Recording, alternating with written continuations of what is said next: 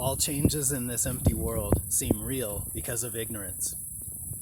In this couplet, Sangsong speaks of the deceptive nature of appearances in the world. At first, it may appear that Sangsong means to establish with this couplet the idea of an underlying essence of things, a philosophical doctrine that change constitutes an illusion and that the really real does not change.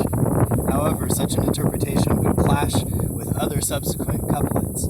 For example, where Sangsong says, "From one mind comes duality, but cling not even to this one." And, "When rest and no rest both vanish, then even oneness disappears." And, "If you would walk the highest way, do not reject the sense domain." The sense domain, of course, manifests as a world of change. I think that the key to understanding this couplet lies in the previous couplet. Sangsong seems to have written on trusting the heart in an almost Renga-like fashion, which speaks of transcending both emptiness and form. To transcend both emptiness and form, one must move to the place where they both emerge from, where the duality no longer manifests as a contradiction. What can embrace both emptiness and form? Change itself. In the spaciousness of change, both emptiness and form move freely. Then why does Sangsong say that changes in the empty world only seem real? Emptiness as process dissolves things. Our tendency lies in perceiving things which we then think of as subject to thing. Our tendency lies in perceiving things which we then think of as subject to change. Therefore, emptiness appears as some sort of negation of thingness. If we observe more carefully, however, we perceive not things which change, but rather change which things, meaning that change constitutes the truly real, or the reality which transcends all appearances. Our ignorance of the root, of the primal source, blinds us to the true nature of appearance and keeps us in ignorance.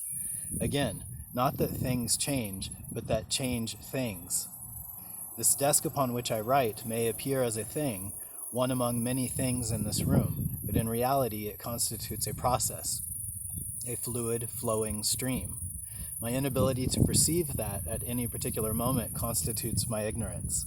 When I fall into the tendency of thinking of the desk as an object which then changes, I then make the assumption of an underlying essence or substance to the desk, instead of releasing essence and abandoning being, so that I can directly perceive the true nature of this empty, rivering world.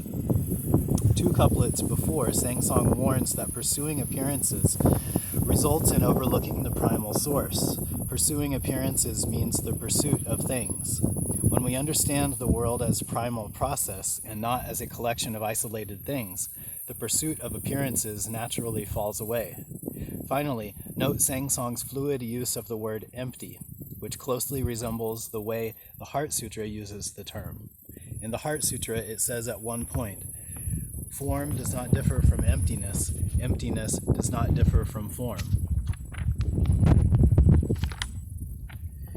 Later in the same sutra, it says, "In emptiness, no form."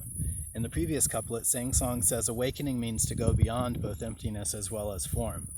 In this couplet, Sangsong refers to this empty world as an ultimate designation. To understand this kind of dialectic, we need to become aware that emptiness does not represent a doctrine, a system of reasoning, such as a tenet system, or even a worldview. The changing nature of the term stands as a cipher, guide, example for us of the ultimacy which Sangsong wishes to point to, reveal, uncover. For the ultimacy of change, by its very nature as change, cannot result in a fixed doctrine or conceptual scheme. The term emptiness, by subtly shifting its meanings and changing its contours, reveals in that very process and unfolding the nature which both constitutes the actual world of things as process and our true nature as ourselves. Arriving at this awareness, ignorance vanishes, and we swim in the river of the awakened world.